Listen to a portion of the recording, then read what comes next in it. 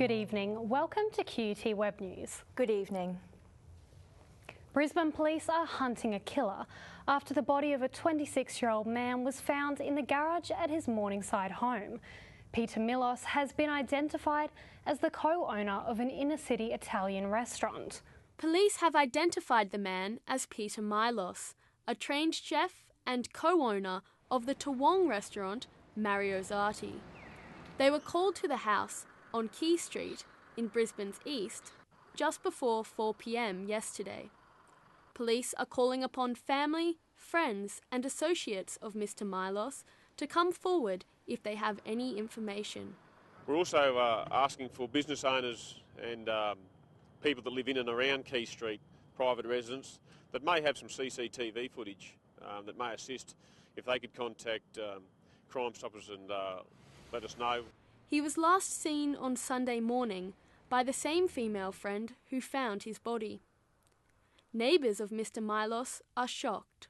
It's strange. It's like this is such a quiet street. You don't really expect this sort of thing to happen.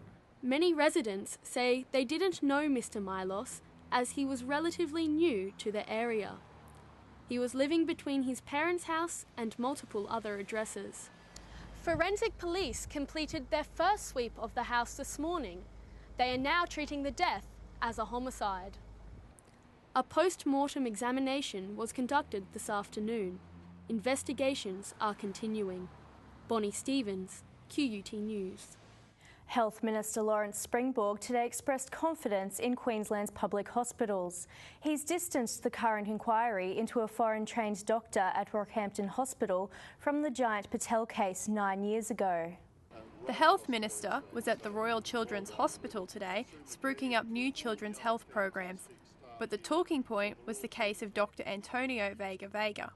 We have tens of thousands of doctors in Australia that are overseas trained either in their primary or their advanced specialist qualifications.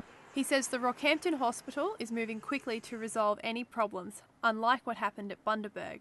The hospital board acted in a very honest way, straight up front, and it was so refreshingly honest yesterday when you compare what happened in Bundaberg in 2004-05. And the Minister says patients treated by Dr Vega at Nambour Hospital between 2010 and 2012 have nothing to be concerned about.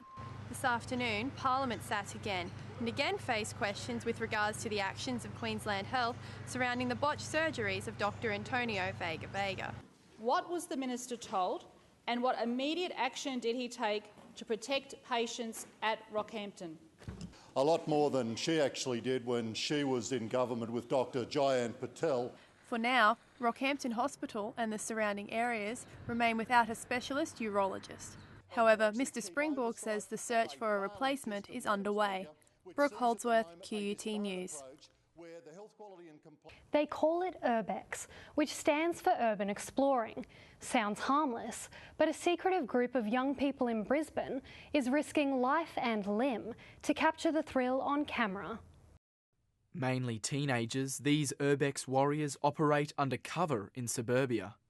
Showing off their escapades on social media, they expose Brisbane's hardest to reach and often most secure sites. A network of old drains wind their way under the city, a mecca for these thrill seekers. And above, the summit of skyscrapers offer another muse. Yodas, a Brisbane adventurer, understands it's extremely risky, but says it isn't hurting anyone. We just go to a roof, we leave it as it is, so no other people know we've been there, not really destroying anything. Bats, floods, guards and fellow trespassers are other hazards. But they say to avoid being busted, their planning is methodical and meticulous. It's basically a community. Like, we all chat and talk about what we're going to do. Plan it out over a weekend. It's not just like meeting and hitting stuff. We sort of plan it out week by week so you're not caught. But other would-be explorers following this trend, unaware and unprepared, can find themselves in real trouble. They themselves might be taking all the precautions. It's the message that they send to other young people and particularly kids. Explorers go deeper and climb higher, risking it all for recognition in the urbex community. Urbexers sneak their way past security, slip through fire escapes and race for the rooftops. knowing full well these adventures are highly illegal and highly dangerous. And it's now become a global phenomenon which continues to grow. More and more sites scatter the net, uncovering Brisbane's nooks and crannies to the world. Mackenzie Lyon, QUT News. A Mitchelton woman is calling for more support for people suffering from compulsive hoarding. Jessie Harlow lives in a Housing Commission unit scheduled to undergo general maintenance, but due to her addiction, access to her home is near impossible.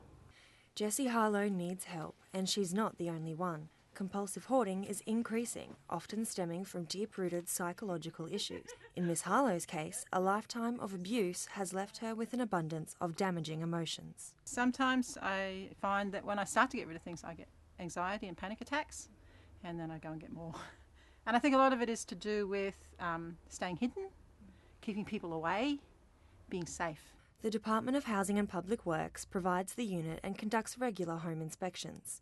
She has been instructed to clean up to allow access to repaint the unit. I totally understand where they're coming from is the problem, but it's just so difficult. I've tried. I've hired a storage unit and it's now full of things. Jessie knows that she needs help to clean up her act, but with the Housing Commission breathing down her neck to have the place cleaned to do maintenance, it's only adding fuel to the fire. She lives in the unit with her 2 adult children who've been greatly affected by her addiction. As much as Mum wants to try to shove stuff into my room, I don't tend to allow it, so it keeps things a lot more stable. It's really strained, my relationship with my children. They virtually live in their rooms. We eat on the stairs because, as you can see, well, you can't see, that's the problem. You can't see the chairs, there's nowhere to sit. She says while people will offer to help her physically clean up, there needs to be more emotional support for people suffering the condition. Olivia Rogers, QUT News. What have cupcakes and cancer got in common? Well, today Queensland's Cancer Council used the little treats to raise money and promote awareness of the disease. Cupcake this morning. Free cupcakes. This morning outside the GPO, workers enjoyed a free sweet breakfast thanks to the Cupcake Parlour, who donated 1,000 cupcakes. To help raise much-needed funds, the Cancer Council is encouraging people to register and host their own morning tea on the 22nd of this month. At the moment we're at 4,000 hosts, so we're hoping to get that last few to get all the way to 6,700.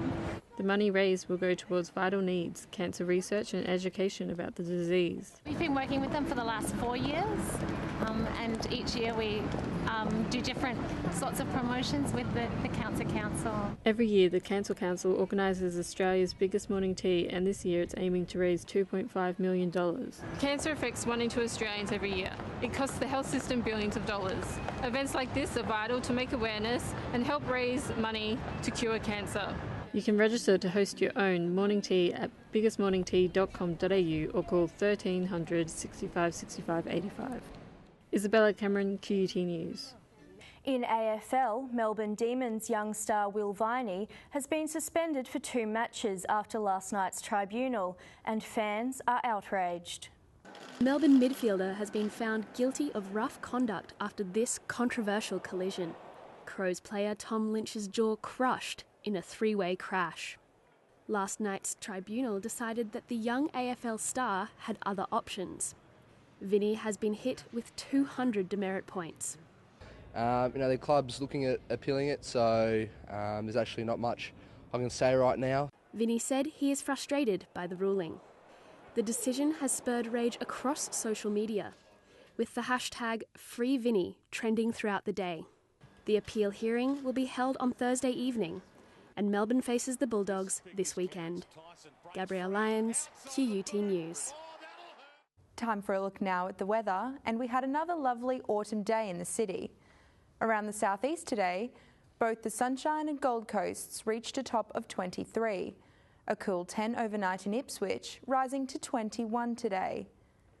Around the nation tomorrow, there's a chance of a shower in Sydney with a top of 20.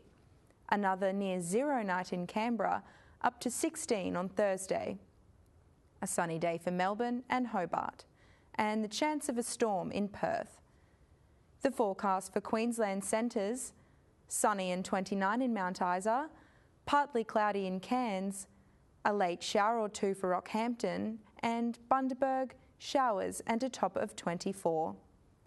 And the outlook for Brisbane over the next 3 days, wet and windy, so get out those sturdy umbrellas. Temps up to Saturday will stay in the low 20s.